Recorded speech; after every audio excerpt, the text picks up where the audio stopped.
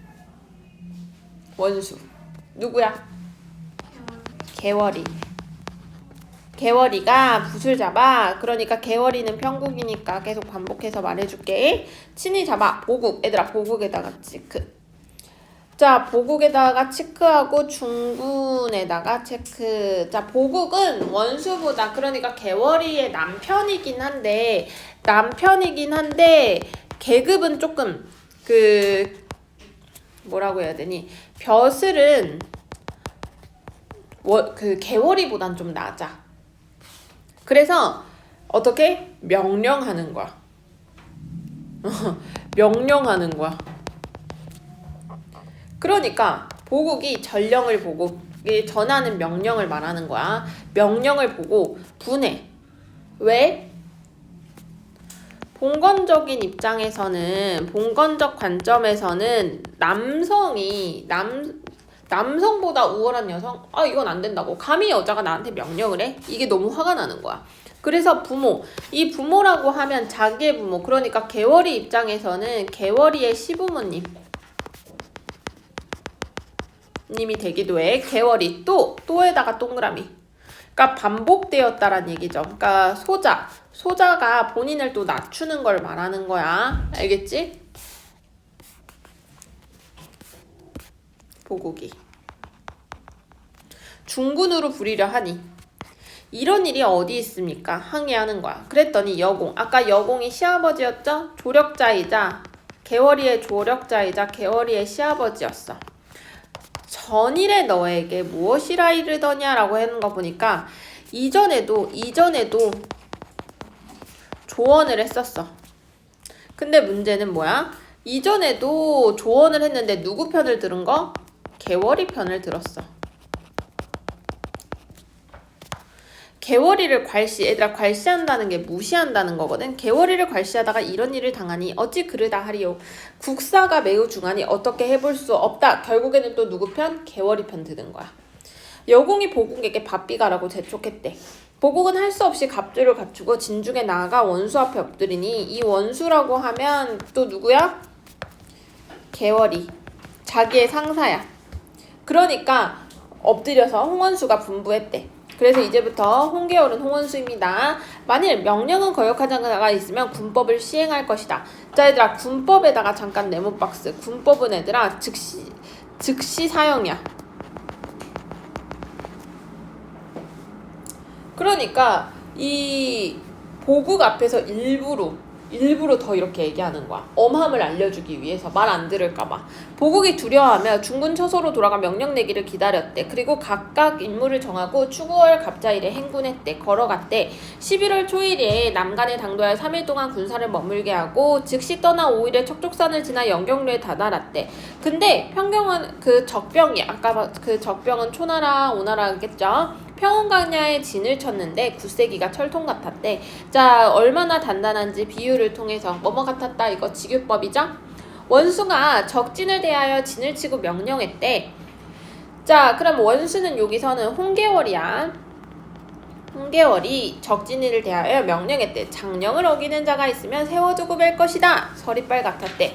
군졸이 들어하며 자 그러니까 굉장히 여자지만도 불구하고 영웅적인 모습, 강인한 모습이 여기서도 계속 보여주고 있는 거야. 보국 또한 매우 조심했대. 그러니까 남편도 이제 쫀 거지. 자 이튿날 원수가 중군에게 분부했대. 오늘은 중군이 나가 싸워라. 이 중군이 아까 보국이었죠. 이름 계속 벼슬에 따라 바뀐다고 했어. 오늘은 중군이 나가 싸우라. 중군이 명령에 순종하여.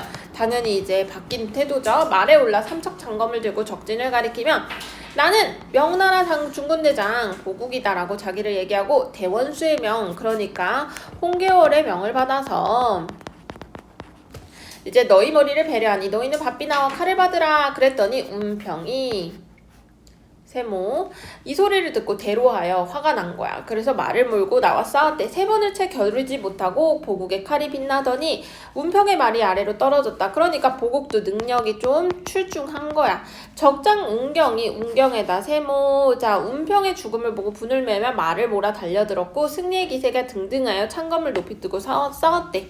두어 차례 겨루기 전에 보국이 칼을 날려 칼을 들고 있는 운경의 팔을 치니 운경이 손을 놀리지 못하고 말 아래로 떨어져. 그래서 운경의 머리를 베어주고 본진으로 돌아와. 그래서 이때 적장 구덕지가 화가 나가지고 말을 몰아 달려들었고 자 난데없는 적병들까지 달려들어. 자 그럼 얘들아 여기 쫙 밑줄 치고 어머 왜 안되니 펜이 됐다. 적병까지 달려들어. 그러니까 봐봐 지금 어떤 상황이냐면 그림을 머릿속으로 그려봐 얘들아. 내가 이겨가지고 등 돌려가지고 기세등등해서 가는데 지금 뭐야? 기습 공격을 받은 거야 갑자기. 그러면 결국에는 보국 입장에서는 위기를 받은 거야. 자 그래서 매우 다급해요. 난 지금 앞에서 좀 잘 나간다는 장군하고 이미 싸우고 이제 기세등등해서 돌아가려는 찰나에 갑자기 이렇게 달려든 거니까. 단데 한 명씩 들려드는 것도 아니고 적병들이 구루루루 몰려드는 거잖아 사방에서. 자 피하고자 했는데 한순간에 적들이 함성을 지르며 애워싸. 그러니까 보국은 이제 위기가 된 거야. 사세가 위급함에 보국이 하늘을 우러러 탄식했대. 왜? 이제 죽을 고비인 거잖아. 이때 원수가 등장합니다. 장대에서 북을 치다가 위급함을 보고 장검을 높이 들고 적진을 해치고 들어가 머리를 베어들고 보국을 구해냈어. 이게 여성 영웅이죠. 몸을 날려 적진소를 헤집고 다녔대. 동해 번쩍하더니 어느새 서쪽에 있는 적장 메고 남쪽으로 가는 듯 하느니 북쪽에 있는 장수를 메고 좌충우돌하면서 쓸어버려. 그러니까 얘가 진짜 대단한 거야. 칼 한 번 휘두르면 얘는 머리가 두두두두 떨어지는 그런 능력자야. 보국이 원수 보기를 부끄러워하니 왜 부끄러워해? 그러니까 뭐 자기가 이렇게 위기에 빠졌잖아. 근데 원수가 구해줬잖아. 민망한 거야. 원수가 보국을 꾸짖으며 자 절호하고 평일의 남자라들 나를 업신여기더니 이제도 그러할까? 계속 업신여겼는데 이번에도 확인한 거잖아. 개월이가 훨씬 더 뛰어남을. 자 그래서 원수가 장대에 앉아 구덕지에 머리를 함에 넣어 황성으로 보냈다라고 출중한 능력을 보여주는 겁니다. 자 그럼 얘들아 일단 얘들아 이건 전문은 아니고요. 여기 보기 잠깐 봐봐. 홍계월전은 주인공 개월 아까도 계속 얘기했죠. 자신이 지닌 우월한 능력 영웅이니까 사회적으로 인정받아 문제를 해결하는데 자 보통 기존의 여성 영웅소설이 주인공이 권위에서 벗어나지 못했던 한계를 탈피했대. 자 여기 꺽쇠 표시. 이 소설을 잘 보여주는 게 이런 한계점을 잘 보여주는 게 박시전이긴 해. 박시전은 남성의 권위 안에서 움직이긴 해. 뛰어난 능력을 가지긴 했지만 그와 달리 홍계월은 그게 아니죠. 오히려 얘는 탈피한 거야. 그런 것들을 다 벗어난 애야. 훨씬 더 뛰어난 능력. 특히 개월이는 국가에 충성하는 신하이자 고난을 극복하는 영웅이 되는 거. 그러니까 여성도 삶의 주체로 사회적 자아를 실현할 수 있는 존재임을 보여주는 거야. 그러니까 당대 사회 진출이 제한되었던 그러니까 여성은 사회 진출이 안 됐는데 남성 중심 사회적 현실과 제도에 대한 비판도 담겨 있어. 왜? 여성이 진출까지 했는데 남성보다 훨씬 더 뛰어난 능력을 보여주니까. 그러면 이 작품에 등장하는 남성들은 조선시대 통념적인 남성과는 달리 얘들아 통념적이라는 거는 그때 당시에 일반적인 생각을 사람들이 다 맞다고 생각하는 일반적인 생각과는 달리 권위적이지 않으며 나약한 모습도 그 보고기가 당하는 모습도 그대로 보여주잖아. 알겠죠? 권위는 내세우긴 하잖아요. 내세웠는데 뭐 끝까지 내세웠어 아니잖아. 그쵸? 말 잘 듣잖아. 자 그럼 얘들아 잠깐 밑에다가 영웅의 서사적 구조를 잠깐 쓸게요. 영웅소설은 얘들아 보통 어떻게 되냐면 영웅소설은 첫 번째 일단은 기이한 출생을 합니다.